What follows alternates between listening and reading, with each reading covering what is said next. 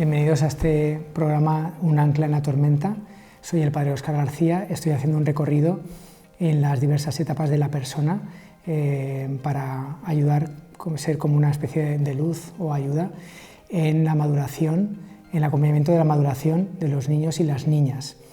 Bien, en los programas anteriores hemos visto el embarazo y hemos visto los primeros años, de 0 a 3 años más o menos.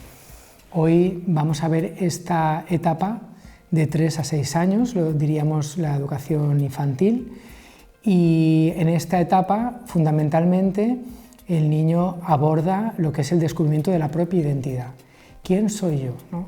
¿Quién soy yo? Dice María Montessori que es la edad de oro de la persona, de la estructura psíquica de la persona, porque el niño, la niña, descubren multitud de dones y los multiplican a través de su vida y se abren al mundo, se abren a sí mismos también.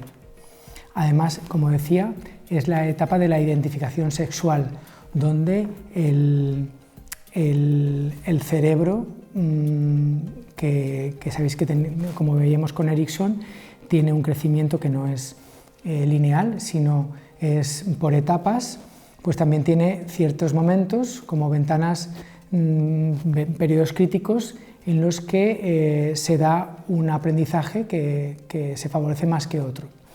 En este caso es descubrir quién soy. Lawrence Kohlberg en 1966 reconoció que la adquisición de la identidad sexual se da en torno a estos 3 años, a los 3 años. Surge a partir del juicio de la realidad física, se perciben las diferencias entre hombres y mujeres, la forma de hablar, de actuar, las formas de peinado, de vestido, etc., ¿no? Entonces, y el niño se va ubicando y va percibiendo cómo es él, a quién se parece. Al principio sabe distinguir quién es un hombre y quién es una mujer, y después, poco a poco, también cómo funciona un hombre, cómo es una mujer. Por eso es un periodo muy importante para ayudar al niño de una forma natural a descubrir quién es y pueda pues, acogerlo con paz y con bendición. Estamos en un contexto, como hemos explicado en otros programas, donde las diferencias sexuales se ven como bajo sospecha, entonces no lo tienen fácil, ¿eh? Incluso también este término género permite imaginar que la realidad sexual es algo que yo obro a mi antojo, y claro, eso es un problema porque en realidad sí que hay una forma de actuar, es decir, mujer se nace o se hace. Pues se nace y se hace. Evidentemente también hay que colaborar con lo que yo descubro en mi realidad biológica, y también hay que acompañar. Por tanto, a veces el concepto género permite poner en interrogante lo recibido, cuando no debería ser así. Yo normalmente utilizo el término sexo, porque ahí está todo. No hace falta otro género. Es verdad que se acompaña y se educa la masculinidad y la feminidad, pero es innecesario tener que crear. Además, es un término pues ideológicamente muy marcado también, que nace en un contexto social como el siglo pasado, la revolución sexual, etc. Bien, entonces también no lo tiene fácil el niño, porque tampoco las escuelas son lugar seguro. Y hoy día también se encuentran los niños que en las escuelas pues muchas veces se les inician en prácticas como la masturbación, en poner en duda quién soy, en vestirse con ropas del otro sexo, etc. Entonces, muchas veces la escuela no es un lugar donde se ayude al niño a reconocer quién es, sino muchas veces también se le siembra la duda, el interrogante. También esta época, este reconocimiento de quién es el propio niño, viene mediado, como hemos visto también, en las relaciones. Y también es un tiempo donde se resitúa la relación con la madre y con el padre. Hemos visto que en los primeros años era el nosotros, y que el niño, a través de esta segunda etapa de la autoconciencia, empezaba ya a reconocer su propia individualidad, pero todavía no entra en juego, más que de una forma discreta, el padre. Es en esta etapa donde el niño necesita hacer el salto de la madre al padre, a la alteridad, es decir, descubre que él solito hace las cosas, pero también que hay otro que no es la madre, que es el padre. Sobre todo fundamental para los varones, porque es alguien en que reconoces que eres parecido, ¿no?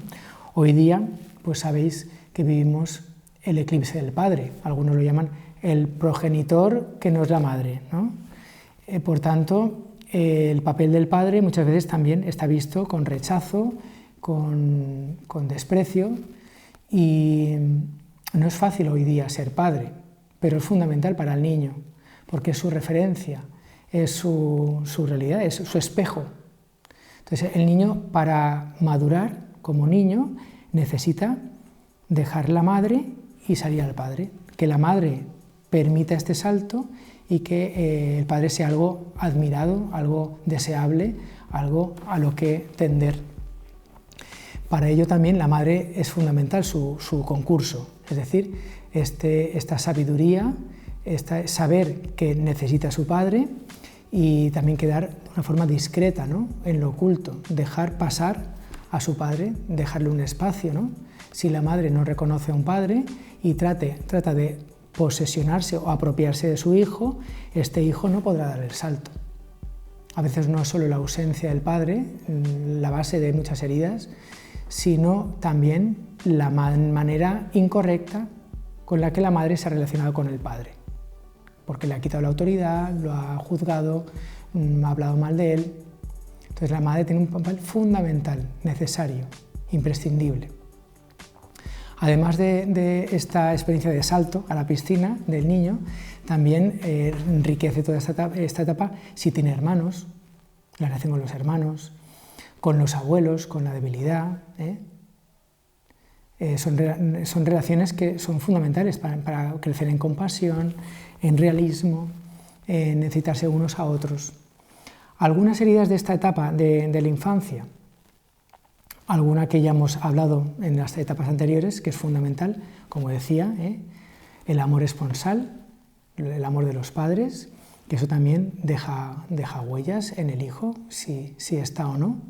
Esa ruptura le puede destrozar, el amor esponsal. Después también hemos hablado en otro programa de lo que es la proyección al mismo sexo, PMS, y el deseo de cambio de sexo, DCS. Y en este caso vendría cuando uno ha tenido situaciones en su primera infancia, ¿no?, de trauma de apego, donde no ha habido déficit de la relación con el padre o con la madre. Todo eso también se puede expresar en la identidad sexual. Entonces muchas veces el cortocircuito con el padre en un niño varón se expresa como un déficit de masculinidad. ¿Cómo recibe la masculinidad el niño? Por su padre. ¿Cómo recibe la feminidad una niña? Por su madre. Entonces muchas veces estas primeras heridas en las relaciones primeras se expresan con un ambiente social que hoy día estimula pues todo esto, ¿no? Incluso criticado también todo esto en la escuela desde el propio feminismo. El propio feminismo, hay estudios muy interesantes que critican esta moda trans, que es como un cajón desastre, un paraguas donde en el fondo se rechaza la propia masculinidad y feminidad. No es problema el punto no es que haya un patriarcado que nos explota y tal, sino que sea un rechazo de la masculinidad, pero también un rechazo de la feminidad, de la mujer, del feminismo. Por eso el sano feminismo dice aquí hay algo que no funciona, algo que no concuerda. Bien, y también la proyección al mismo sexo, que es esta atracción que se da a partir de la pubertad, ¿no?, por personas del mismo sexo, también expresa, como decíamos, que no hay un gen gay, expresa unas heridas que hemos vivido, se ha vivido en la propia historia personal. y que en el fondo están pidiendo una maduración. Por eso la maduración es una categoría que es fundamental, Cómo uno ser feliz madurando la propia masculinidad y la propia feminidad. Eso evidentemente no lo puede hacer uno solo, sino necesita esa cercanía, este sabio acompañamiento en las propias heridas.